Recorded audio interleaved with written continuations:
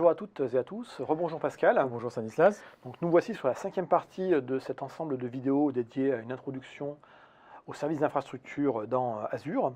Et dans cette 5e partie, on va se concentrer sur la partie gestion des identités avec Azure. Et les prochaines parties, les suivantes, ce sera dédié à l'automatisation, la sécurité et les services de récupération. Mais venons-en au fait, parle-nous un petit peu de la gestion des identités dans Azure. Voilà, donc la gestion des identités dans Azure, c'est représenté par un produit principal qui est l'Azure Active Directory. Donc c'est un service de type Software as a Service qui est disponible dans Azure. À ne pas confondre avec Windows Server Active Directory, donc l'Active Directory tel qu'on le connaît depuis 1999. On a travaillé, toi et moi, depuis très longtemps sur Active Directory. C'est embêtant en 99, c'est en 2000 que c'est sorti. Oui, oui, effectivement. Donc cette AD, cette Active Directory tel qu'on le connaît depuis 2000, donc, on peut effectivement l'héberger dans Azure, mais il ne faudra pas confondre les deux. AD hébergé dans Azure et Azure Active Directory qui sera un service fourni par Azure. Donc l'un peut aller avec l'autre, ce n'est pas interdit tout ça. Alors dans quel cas on peut héberger Active Directory dans Azure dans des VM de type contrôleur de domaine qu'on va installer dans Azure donc. C'est quand des applications le nécessitent. Alors si on a des applications de type hérité, enfin un petit peu anciennes et qui ont besoin du protocole Kerberos pour gérer leurs ressources, pour gérer leur sécurité entre les différentes VM qui vont représenter l'application, ben là on aura besoin d'instancier un Active Directory dans Azure. Ça pourra être un Active Directory spécifique à l'application qu'on va déployer comme un nouvel AD dans le ressource group de l'application. Ça pourra être un contrôleur de domaine de notre Active Directory sur site qu'on aura étendu et qu'on aura rajouté dans le resource group à condition d'avoir une connectivité permanente au niveau du réseau entre notre VNet dans Azure et notre site local. Donc ça veut dire que dans ce cas présent, si tu étends ton Active Directory avec des DC dans Azure, on va considérer les VNet dans Azure, ou tous les subnets dans les VNet d'Azure, simplement comme des sites supplémentaires au sens Active Directory. Bah oui, donc ce sera des sites où il y aura la réplication, comme on avait des sites distants, ou comme on a aujourd'hui des sites distants entre data centers. Effectivement, ça implique donc des réflexions d'architecture du type comment je vais gérer ces sites, comment je vais gérer ces réplicas de Active Directory. Est-ce que je vais faire de l'approbation entre deux forêts différentes ou est-ce que je vais mettre un DC de la même forêt, comment je vais gérer tout ça, quoi.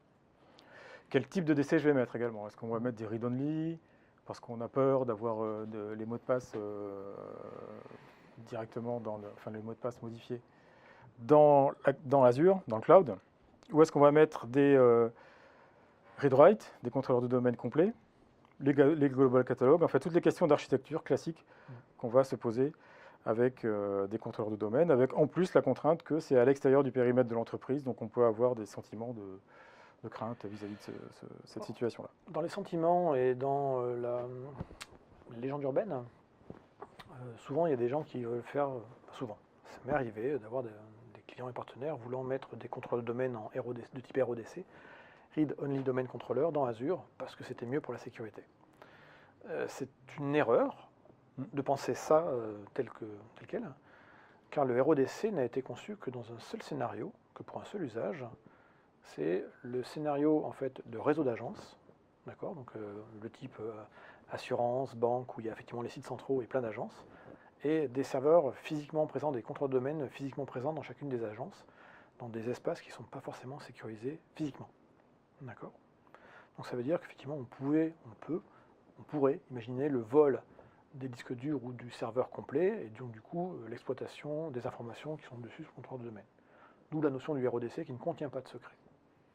Et le RODC, notre particularité, c'est qu'il existe un compte d'administrateur local qui permet éventuellement à un intervenant tiers devant faire une opération matérielle, comme changer une carte réseau, installer un driver, de pouvoir faire l'opération en tant qu'administrateur sans être administrateur du domaine.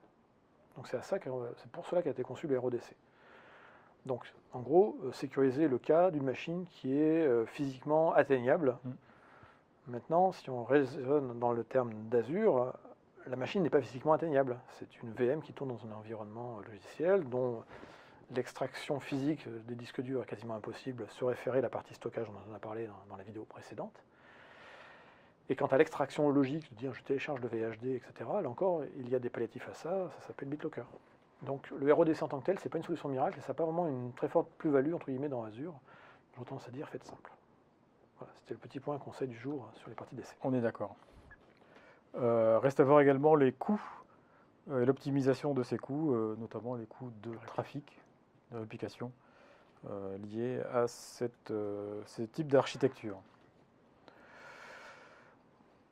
Lorsqu'on veut déployer un contrôleur de domaine dans Azure, on ne va pas pouvoir faire une capture, une image d'un DC préexistant. Donc ça c'est des choses qu'on peut faire en réseau local, en réseau sur site. Par contre, ce n'est pas supporté dans Azure. Ce qu'il va falloir faire, c'est virtualiser un nouveau DC, c'est-à-dire promouvoir une nouvelle machine en tant que contrôleur de domaine directement dans Azure.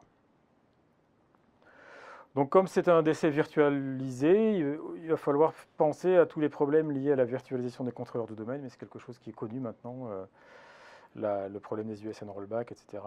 C'est même plutôt bien géré par les dernières versions de Windows Server, donc il n'y a plus vraiment ce souci-là en fait. Voilà. Et de plus, pensez à ne pas activer de cache sur le disque qui va contenir la base Active Directory, donc qui ne sera pas le disque C, mais un disque EUF, donc les disques suivants, le disque temporaire, hein, sur lequel on va déplacer la base AD, et le sysvol. Donc de préférence sur un disque sans cache activée au niveau d'Azure, de façon à être sûr que les écritures se fassent.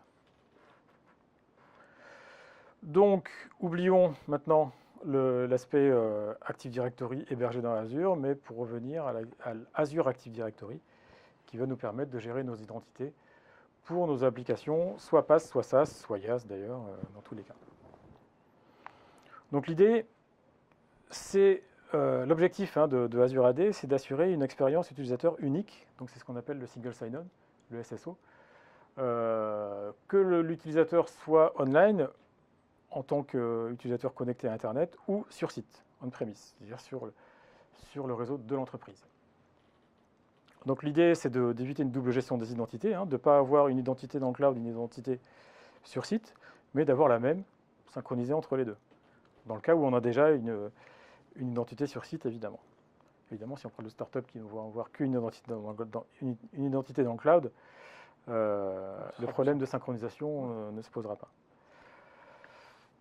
Donc, on a plusieurs solutions pour assurer une réponse à ce problème de synchronisation ou de fédération. On va y revenir. Donc, Azure AD, qu'est-ce que c'est? C'est le service de gestion d'identité dans le cloud de Microsoft. C'est déjà la gestion d'identité qui est utilisée dans les produits SaaS de Microsoft, donc Office 365, Dynamics, Intune. Le portail MyApps utilise tous le même système de gestion d'identité qui est Azure AD. Donc sans le savoir, on peut utiliser déjà Azure AD. Si vous avez un abonnement Office 365 mais pas d'abonnement Azure, vous utilisez quand même Azure AD, Azure Active Directory. Ce qui est intéressant également, c'est que de plus en plus d'applications fournies par des partenaires supportent l'authentification Azure Active Directory. Donc de plus en plus. Et en plus, on fait pour les applications qui ne le supporteraient pas directement, on fait nous le travail de les intégrer également. Je compléterai par le fait que je pense qu'on est tous d'accord que depuis 20 ans à peu près, l'Active Directory qu'on connaît dans le data center est devenu une sorte de colonne vertébrale sur laquelle viennent se greffer à peu près tous les applicatifs, tous les systèmes de l'entreprise. Effectivement, vous avez une base de données de la marque X, Y ou Z, et des grandes chances que l'authentification soit faite par rapport à l'Azure Active Directory. Vous avez l'applicatif X, pareil, et finalement les postes Windows bien entendu. Et donc du coup, au fur et à mesure des années, on a consolidé cette colonne vertébrale, on l'a renforcée pour qu'elle soit bien résiliente, qu'elle ne soit pas démultipliée avec toutes les branches de l'entreprise, et donc on a fait quelque chose qui effectivement est aujourd'hui plutôt assez bien contrôlé. Et du coup, ça devient naturel aujourd'hui quand on rajoute une application de dire l'application, que ce soit un proxy, un serveur de messagerie ou autre, l'identité, c'est l'identité d'AD, celle qu'utilisent les utilisateurs qui se loguent sur leur PC. Finalement, avec Azure Active Directory, ce qu'on fait, c'est simplement en fait, prolonger cette colonne vertébrale et assurer finalement le même service, sauf que là, on n'est pas à l'échelle des applications dans le data center, mais on est à l'échelle des applications sur le web ou le cloud. Et de se dire, c'est que chaque fois qu'aujourd'hui, les entreprises vont consommer de plus en plus d'applications en software as a service, donc prêtes à l'emploi, fournies par différents fournisseurs.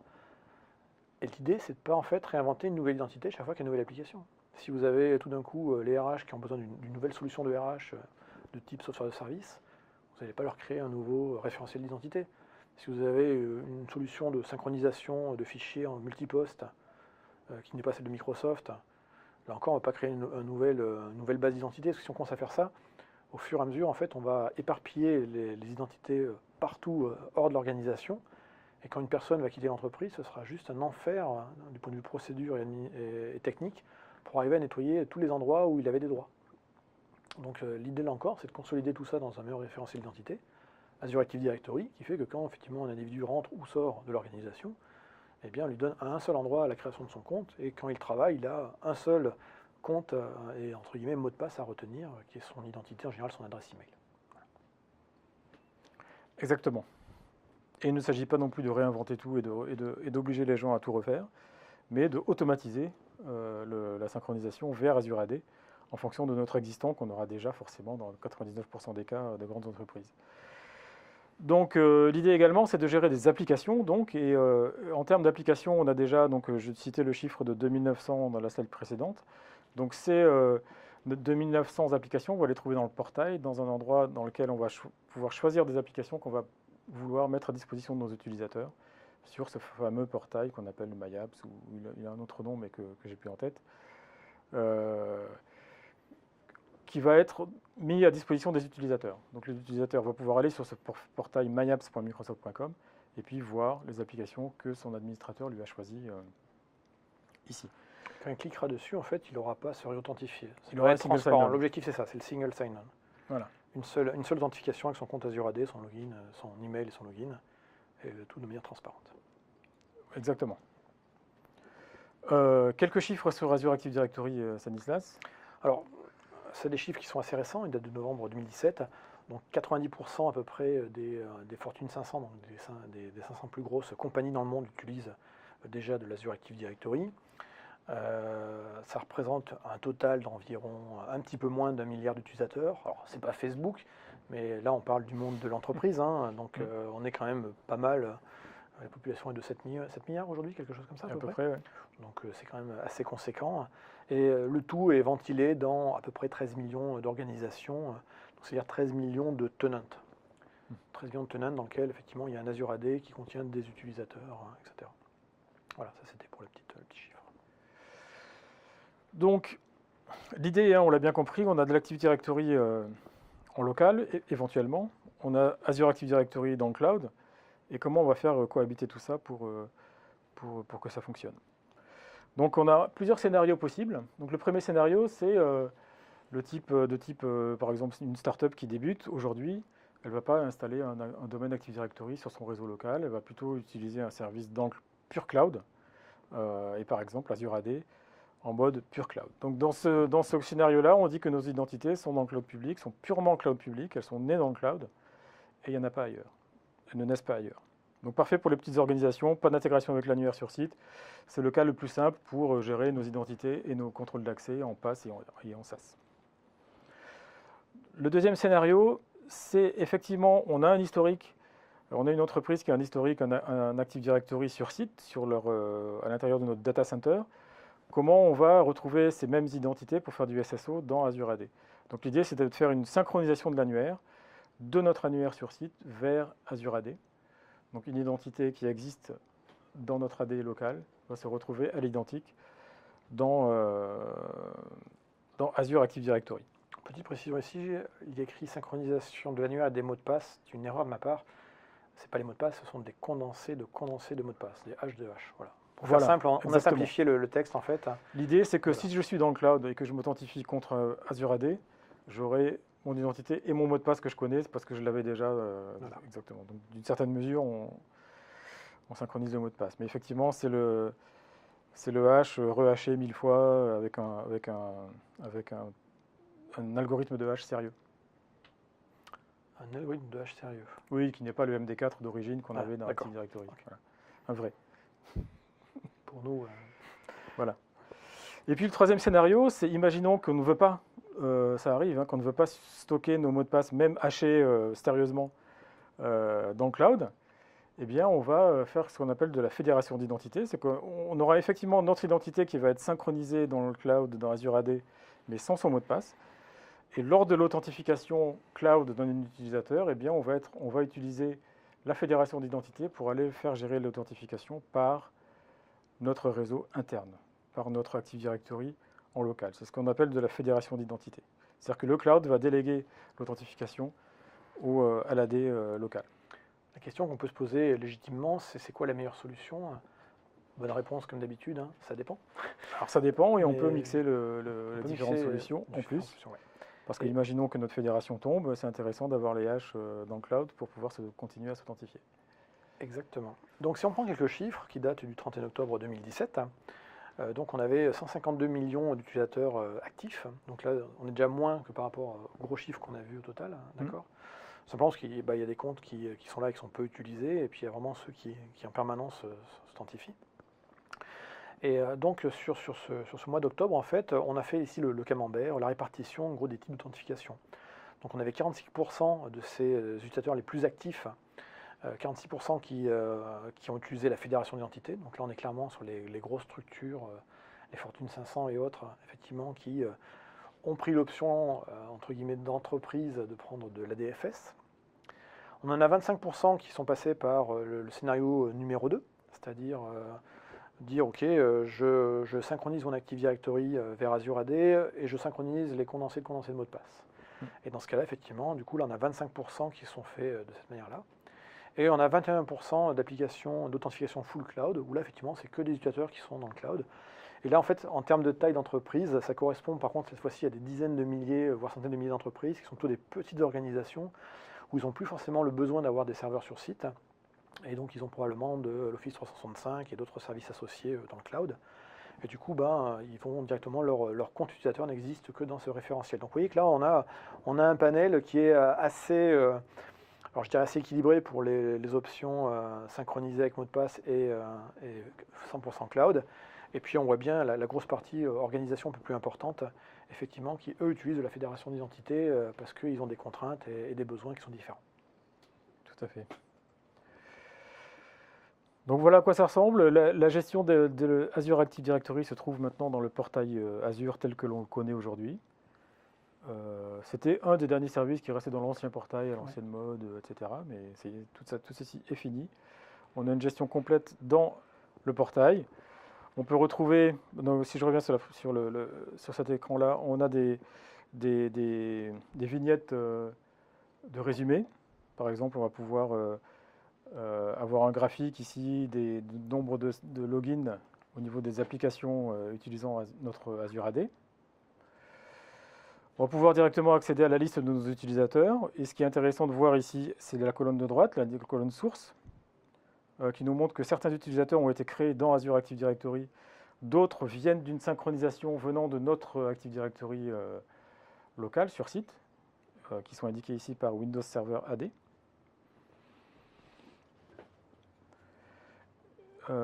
Et puis on pourrait voir s'il y en avait. Mais il n'y en a pas. Également, il n'y en a pas, des comptes MSA, des comptes donc, de type personnel qu'on a inclus dans l'Azure Active Directory. Ouais, en tant que guest, en tant qu'invité. Voilà. Ou d'autres organisations également qu'on aurait pu inclure. Ici, on a un autre exemple du même Azure Active Directory, mais présenté simplement différemment dans la console d'administration d'Office 365. Et là, on retrouve exactement les mêmes comptes. Alors après, ici, vous voyez que le libellé est un peu différent. Si tu zoomes sur la partie de droite, on va voir effectivement qu'on a des types de synchronisation qui s'appellent soit dans le cloud, soit synchronisés. C'est juste une façon différente de le présenter. En plus, là, je l'ai traduit, là, c'est en français. Donc voilà, mais au final, c'est la même interface. Si on regardait les interfaces de Dynamics, par exemple, c'est pareil. Dans Dynamics, il y a probablement une autre interface, mais qui va exposer la même information, en fait. C'est juste que, voilà. Mais ça reste derrière l'Azure Active Directory. Donc, est-ce que précédemment, on ne voit pas l'URL? Donc, dans le portail dans Azure, on peut directement accéder au portail Active Directory, Azure Active Directory, par une URL propre, qui est aad.portal.azure.com. Et on peut y accéder même si on n'a pas d'abonnement Azure. On peut y accéder directement au service Azure AD. Par exemple, si on n'a que Office 365 et qu'on n'a pas encore mis les pieds dans Azure, on peut tout à fait accéder à ce portail et voir notre Azure AD Office 365 via le portail Azure, le aad.portal.microsoft.com. Donc l'idée, c'est d'avoir notre identité publique Azure Active Directory comme point de contrôle, comme pierre angulaire si on veut, ou comme point central de notre sécurité. Donc l'idée, c'est de permettre à nos utilisateurs qui sont dans nos annuaires d'accéder, donc déjà de permettre une synchronisation entre nos annuaires locaux et le cloud, Azure Active Directory, de façon à pouvoir accéder à nos applications qui sont dans le cloud. Donc des applications cloud Microsoft, de type Office, Dynamics, etc., ou Intune, mais des applications cloud également non Microsoft, comme on a vu via le portail MyApps. Tout ceci depuis les appareils des utilisateurs qui peuvent être mobiles, nomades, soit dans le réseau interne, soit sur Internet, vis-à-vis du réseau interne de l'entreprise. J'aurais une petite précision sur ce schéma, Pascal. On pourrait se dire, mais pourquoi finalement on a besoin de ce truc-là au milieu, alors qu'on pourrait directement dire, l'application qui est dans le cloud pourrait s'authentifier avec l'Active Directory. La réponse, en fait, c'est simplement qu'ils ne parlent pas les mêmes langages. Une application web ou cloud, son authentification, elle a son langage, ses protocoles d'authentification qui sont propres au monde du web ou du cloud. On va parler d'OAuth, on va parler de WS Federation, on va parler de SAML, on va parler d'OpenID. Donc ça, c'est vraiment des protocoles qui sont du monde du web. Mais dans l'organisation de l'entreprise, dans le data center, quand on parle de Windows Active Directory, les protocoles d'authentification, de sécurité, c'est Kerberos, NTLM, LDAP. Donc en gros, on va dire que l'Azure AD, au milieu, il est là pour finalement parler le langage des applications du web. Et la synchro qu'on a entre l'annuaire ici et l'Azure Active Directory, qui est une synchro au passage bidirectionnelle, on marquera les flèches dans les deux sens, ça permet effectivement de faire cette traduction du monde du data center vers un monde de communication où les protocoles ne sont pas les mêmes, tout simplement. Tout à fait. Remarquez également qu'il y a Windows Server Active Directory, mais il y a également autres annuaires du côté local dans le data center. Ça peut être vraiment n'importe quoi comme annuaire, des annuaires applicatifs qui peuvent être synchronisés avec notre Azure AD. Donc, cette synchronisation se passe via un produit qui s'appelle Azure AD Connect, un composant qui s'appelle Azure AD Connect, et qui va faire automatiquement cette synchronisation pour nous une fois qu'on l'aura configuré. Donc c'est cet outil qui va gérer toute la problématique de synchronisation, même dans des cas assez complexes, donc comme les environnements multiforés avec de l'exchange en local, etc. Ce genre de choses assez complexes à gérer en termes de synchronisation d'annuaires, avec ou sans condensé de mot de passe. Et ça va gérer également l'installation de tout ce qui va bien pour gérer ensuite les authentifications. On verra différents scénarios d'authentification hybride dans les slides qui suivent. Alors le point chiffre, comme on dit. Le point chiffre. Du coup, là encore, qui date de novembre 2017, comment les organisations synchronisent leur Active Directory avec AD. Et globalement, il n'y a que les petites structures vraiment qui ne font pas de synchronisation. Parce que les petites structures, quand tu as 5 comptes, il y en a certaines qui simplement ont recréé 5 comptes en face et puis doucement se servent des deux. C'est une façon de faire. Mais la très grande majorité des tenantes se synchronisent et 90%, plus 90% de la synchronisation est faite avec cet outil AD Connect. Les 10% qui manquent, en fait, ce sont des outils dits dépréciés. En fait, à l'origine, il y avait 3 outils de synchronisation, pour faire simple. Il y avait Azure AD DearSync, il y avait DearSync et puis il y avait FIM. C'était 3 outils de synchronisation entre des choses sur site et Azure Active Directory qui étaient faits par 3 équipes qui faisaient à peu près les mêmes choses, mais pas exactement. Tu comprends un petit peu le truc qui n'était pas terrible. On a pris c'était pas terrible. On a pris tout le monde, on les a mis dans une même équipe, on leur a dit maintenant vous faites qu'un seul produit, c'est plus simple pour tout le monde. Donc le produit s'appelle désormais Azure AD Connect. Donc ça veut dire ici qu'en gros il y a à peu près 7,6% des gens qui utilisent des vieux outils qu'ils n'ont pas mis à jour, et puis qu'il y en a à peu près un peu moins de 2% qui utilisent des outils un peu plus complexes qui vont servir justement pour les synchronisations avec des annuaires autres que l'annuaire Active Directory. Là on parlera de méta-annuaires, etc. On ne va pas rentrer dans le détail. Mais retenez que globalement, Azure AD Connect il est gratuit et c'est vraiment l'outil de référence pour synchroniser de l'AD vers de l'Azure AD. Ouais. Et maintenant il est bien testé, il fonctionne très bien. Donc comment il fonctionne cet Azure AD Connect? Donc c'est un exécutable, enfin un MSI je crois qu'on télécharge. On l'installe, on le lance et on tombe sur un assistant qui a cette tête-là. Et cet assistant va nous mener du début à la fin à la configuration de notre lien de synchronisation entre notre data center et Azure Active Directory. Quand on le relancera, il nous permettra de revenir un peu sur cette configuration, de la consulter, voire de la modifier le cas échéant, ou de mettre à jour simplement l'agent, enfin le produit lui-même. Donc on agrée au terme de la licence, on clique sur continue, et là on a un premier choix qui est Express Settings ou Customize. Donc en bas, deux boutons, Express Settings ou Customize. On ne peut décemment pas prendre les paramètres par défaut, Pascal, c'est pas notre genre. Donc, voyons quand même de quoi il s'agit. Donc les Express Settings, donc les paramètres par défaut, c'est une synchronisation de type très simple, où on va dire, on synchronise toutes les identités de la forêt courante Active Directory dans laquelle on se trouve, là, notre machine se trouve, vers Azure AD. On configure la synchronisation des mots de passe. On initialise une première synchronisation. On synchronise tous les attributs de l'annuaire vers le cloud. Et on a un auto-upgrade, donc une mise à jour automatique du produit lui-même de Azure AD Connect sur cette machine. Machine qui peut être n'importe quel serveur membre du domaine, voire un contrôleur de domaine, mais bon, plutôt une machine, c'est pas. C'est interdit. Bon, plutôt un membre. Membre du domaine. Donc prenons plutôt l'option Customize pour voir un petit peu jusqu'où on peut customiser le processus.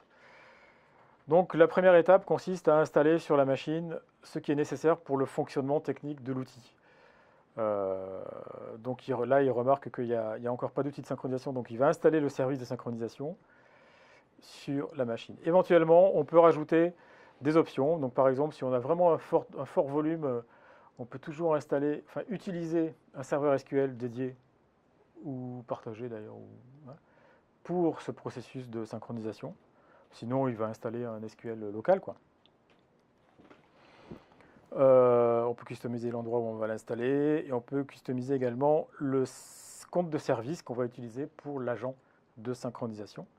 Sinon, on a un compte par défaut local.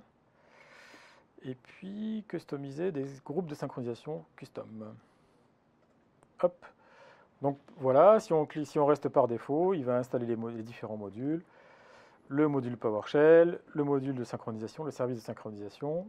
Et une fois tout ça installé, il va nous permettre de la personnalisation de notre mode de synchronisation. Donc première chose qu'il nous demande, c'est comment vont faire les utilisateurs externes pour s'authentifier sur notre Azure AD. Donc est-ce qu'on va avoir de la synchronisation de mots de passe pour avoir les mots de passe synchronisés à l'extérieur? Est-ce qu'on va faire à la place un autre mode d'authentification qui est le Pass-Through Authentication sur lequel on va revenir? Donc c'est un mode sans synchronisation de mot de passe mais sans ADFS. On va voir de quoi il s'agit tout à l'heure. Est-ce qu'on veut faire de la fédération d'identité classique avec ADFS? Ou est-ce qu'on ne configure pas de user sign-in? Donc je ne vois pas à quoi correspond le do not configure, mais je pense qu'à mon avis, il faut bien choisir une option, à mon avis, quand même. C'est bizarre, le do not configure, je pense que si on n'a pas une capture d'écran, on aurait pu aller voir le petit point d'interrogation. Je pense que ça correspond simplement à lancer l'assistant jusqu'au bout sans reconfigurer quelque chose, juste pour redéclencher la synchronisation, en fait, forcée. Ça doit être ça. Donc là, on choisit la synchronisation de mot de passe. Remarquez qu'il y a une option supplémentaire en dessous qui est Enable Single Sign-On. Ça, c'est un Single Sign-On un peu particulier sur lequel on va revenir tout à l'heure sous le terme de Seamless SSO. On va nous demander ensuite nos credentials des deux côtés. Donc comment on s'authentifie sur Azure AD, donc avec un compte qui est administrateur du côté Azure AD, qui doit être Global Admin, je pense, pour que ça fonctionne dans Azure Active Directory. Et puis, même chose côté local.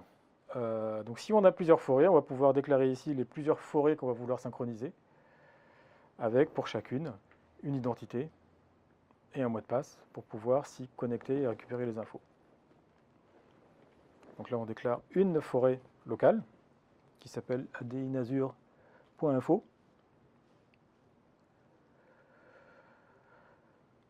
Donc on peut en déclarer plusieurs si on le souhaite.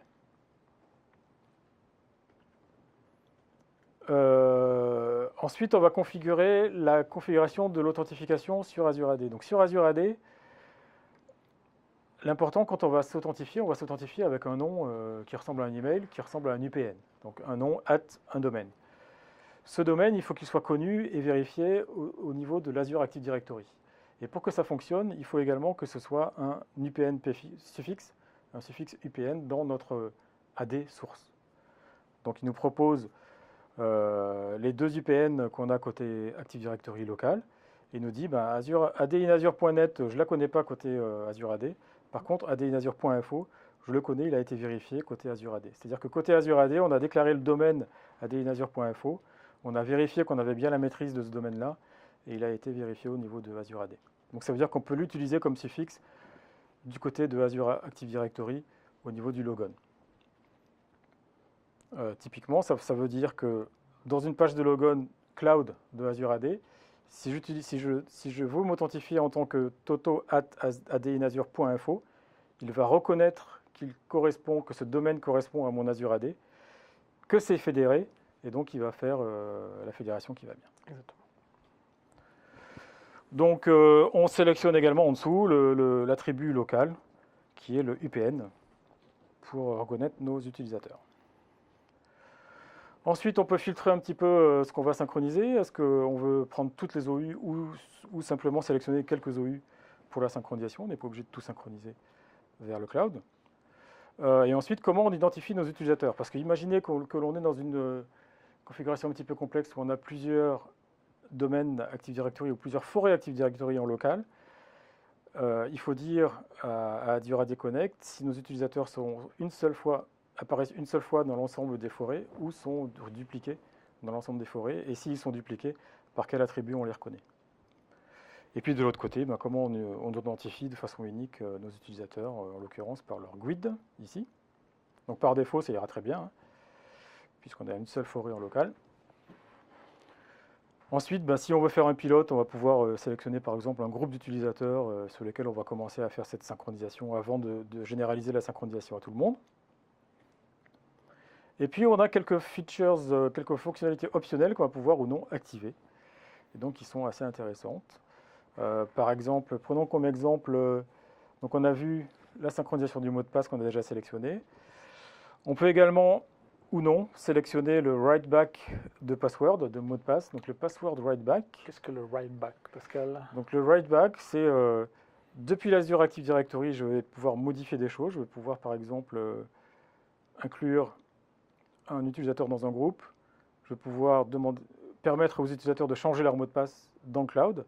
Et bien, ces changements vont pouvoir être réécrits en arrière, en fait, vers le site. Write back. En arrière vers le site. Vers le site. Vers ce qui est sur site, vers l'Active Directory local. Donc c'est une écriture en arrière vers l'Active Directory local. Bon, on peut également jouer avec les attributs qu'on va synchroniser ou non, mais là, on va pas le montrer pour aujourd'hui. Et donc, une fois qu'on a bien configuré notre process, on peut le déclencher et démarrer une première synchronisation dès que l'assistant se ferme. Ou, si on le souhaite, on peut faire juste simplement un staging, c'est-à-dire qu'on ne va pas encore faire l'export, on ne va pas encore faire la synchro à ce stade-là, mais on le fera plus tard. Donc il le configure, la configuration se termine, et voilà, on me dit qu'il me reste quelques opérations à faire si jamais je veux récupérer dans mon Active Directory local les comptes des ordinateurs qui auraient été joints au niveau de l'Azure AD, qui est une chose possible sur laquelle on ne va pas s'étendre aujourd'hui. Et au final, qu'est-ce qui se passe alors? Eh bien, on a entouré ici ce qui se passe, c'est que Azure AD Connect, la synchronisation a été enabled, a été activée, et que donc on va pouvoir surveiller notre synchronisation dans le portail Azure. Donc là, on voit que la synchro a eu lieu il y a moins d'une heure. Effectivement, on le voit ici. On voit qu'on a un domaine fédéré et qu'on peut accéder au Connection Health, donc qui est une option. Oui, alors Connection Health, en fait, c'est quand vous allez faire de la fédération d'identité, donc vous aurez à avoir les serveurs de fédération, les STS, moi je pourrais en parler juste après, tu vas avoir potentiellement des proxys, des contrôleurs de domaine. Le Connect Health, en fait, consiste à installer des agents de surveillance sur ces différents rôles qui sont importants, et en fait de remonter derrière simplement un état de santé, d'où le Health, état de santé finalement de la connexion, de la chaîne de connexion complète pour la partie fédération et Azure AD Connect. Effectivement. Donc ça, c'est en cas de mise à jour de l'agent, enfin de l'outil Azure AD Connect. Cette mise à jour peut se faire automatiquement ou manuellement via cet écran.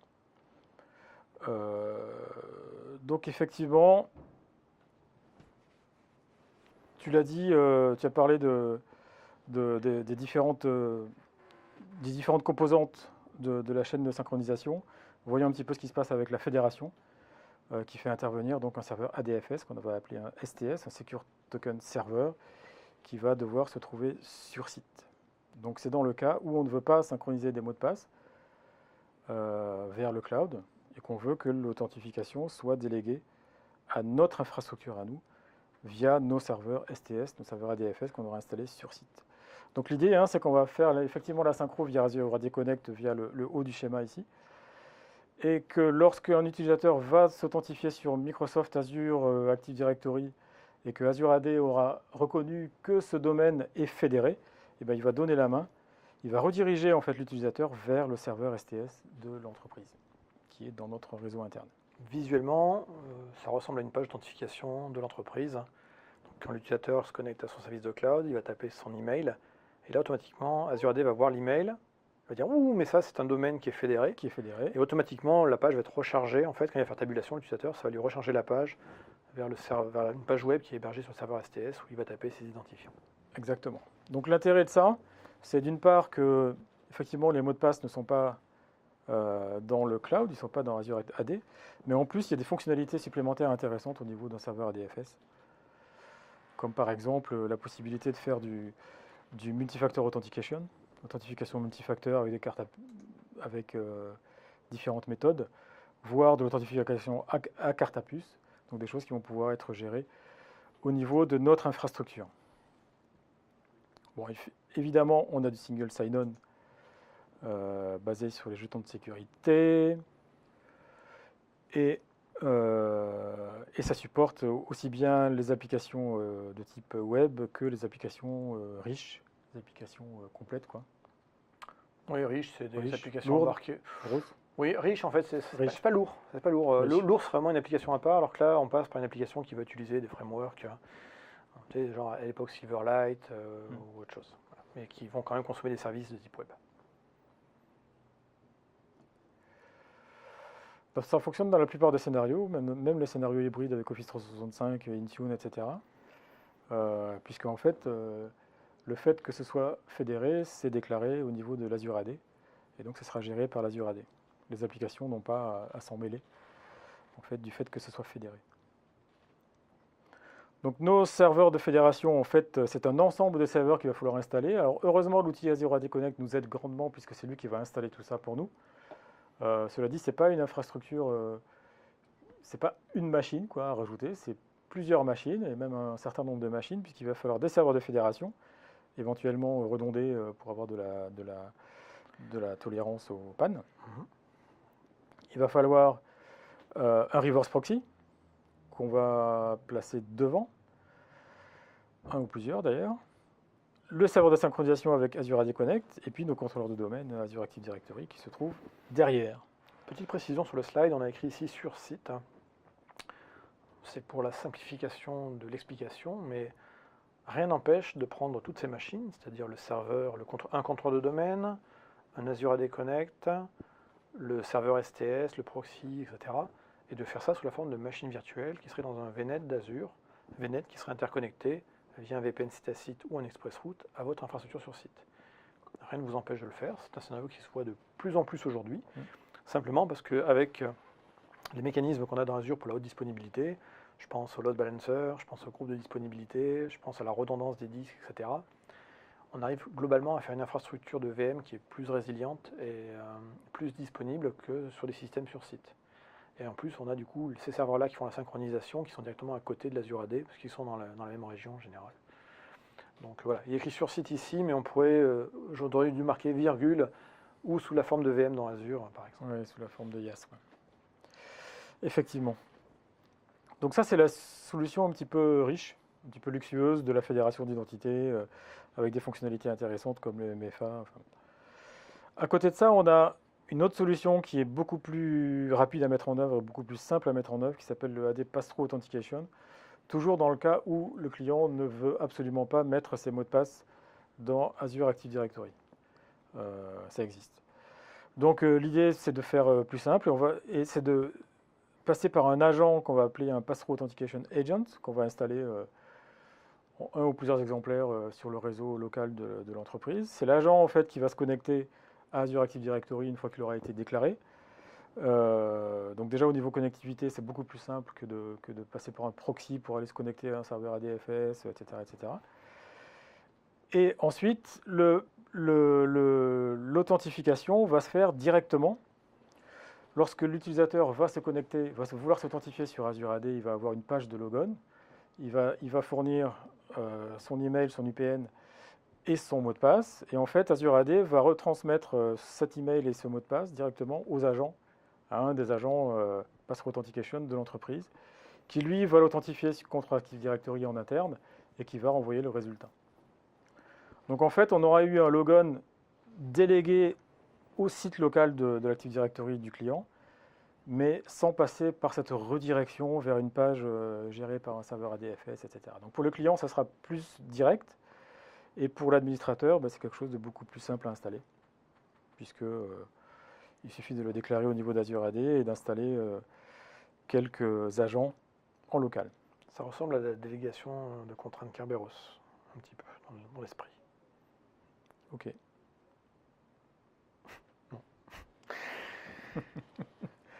Le Azure AD Seamless SSO, on a vu tout à l'heure la case à cocher qui correspondait à cette option. Donc là, c'est un scénario complètement inverse à ce dont on parlait précédemment. L'idée, c'est pour les utilisateurs qui se trouvent physiquement sur le réseau interne de l'entreprise et donc qui sont sur une machine, qui ont ouvert une session sur une machine dans le domaine Active Directory local. Donc ça veut dire qu'ils sont authentifiés en Kerberos dans le domaine de l'entreprise.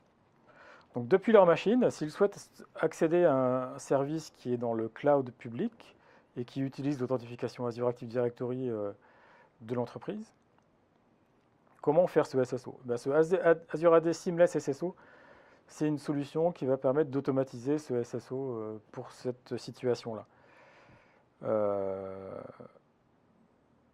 Ça fonctionne soit avec ça nécessite la synchronisation des identités. Déjà, il faut que le compte de l'utilisateur existe dans Azure AD.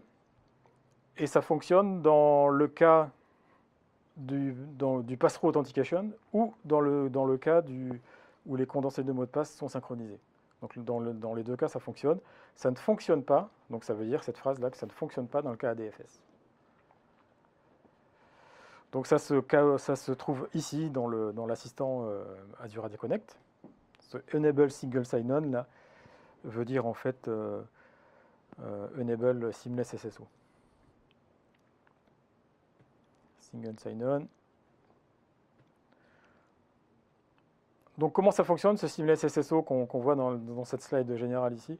C'est qu'en fait quand l'utilisateur en interne va vouloir accéder à une application SaaS, de type SaaS dans le web, qui utilise l'authentification Azure AD, en fait Azure AD va demander au client un jeton Kerberos pour la ressource en question. Et le client, comme toute authentification Kerberos, va demander à l'Active Directory local un jeton Kerberos pour la ressource en question. Donc ça veut dire que simplement qu'on aura déclaré auparavant une ressource dans notre Active Directory local Kerberos représentant Azure Active Directory, donc un compte spécial qui représente Azure Active Directory. La clé Kerberos, la clé de jeton Kerberos, la clé de chiffrement de jeton Kerberos sera partagée entre Azure AD et l'AD, ce qui fait que quand le jeton Kerberos va être envoyé à Azure AD saura déchiffrer le jeton et reconnaître que c'est bien un jeton demandé par un utilisateur authentifié en Kerberos. Donc c'est le mécanisme classique de Kerberos en fait. Ce qui fait qu'il y a des petites contraintes au niveau du navigateur, c'est que le navigateur doit supporter l'authentification interne Microsoft, l'utilisation Windows, pardon, l'authentification intégrée Windows. Donc ça peut être Internet Explorer, ça peut être Chrome ou Firefox, à condition de faire une certaine configuration qui nous permet de dire ces serveurs-là qui sont dans Azure AD, je les accepte comme serveurs d'intranet. J'ai l'impression que tu ne m'as pas parlé de Edge et tu mets beaucoup de tristesse dans mon cœur. Je n'ai pas parlé de Edge, non. D'accord. Donc IE, Chrome, Firefox, Voilà, et les autres, gardez-les pour d'autres usages. pour d'autres usages. Donc évidemment, toutes ces solutions, on peut les mélanger. On peut faire de la fédération ADFS, on peut faire du Passthrough Authentication, on peut faire du Seamless SSO. C'est intéressant de mélanger dans certains cas, dans des cas particuliers, par exemple, en cas d'indisponibilité d'ADFS, le fait d'avoir les mots de passe quand même dans Azure AD nous permet de nous authentifier toujours en Passthrough Authentication ou en direct. Plusieurs SKU d'Azure Active Directory, donc plusieurs niveaux de licence qu'on va attribuer utilisateur par utilisateur ou groupe d'utilisateurs par groupe d'utilisateurs maintenant. Donc gratuit, rien à faire. Premium, donc comme ça n'était pas assez compliqué, on a dit Premium 1, Premium 2, P1, P2. Il faut prendre le 2, c'est le meilleur. P1 qui correspond à E3, P2 qui correspond à E5, parce que sinon c'était trop simple également. On ne va pas parler de jargon technique de SKU, mais globalement, retenez que en étant en Premium 1 ou 2, on bénéficie de fonctionnalités additionnelles. Donc le fameux Connect Elf qui permet effectivement d'installer les composants pour mesurer l'infrastructure, il faut être en Premium.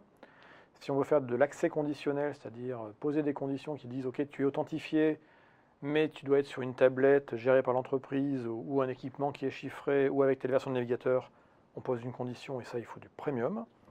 Que le MFA, donc le Multi-Factor Authentication dont tu vas parler juste après, nécessite du Premium. Également que toute la partie réécriture, donc le write back, l'écriture en arrière, comme tu vois tout à l'heure, de mots de passe, de login, de groupe ou de device, nécessite également la Premium. D'accord. Donc tout ce qui est un petit peu avancé nécessite la Premium.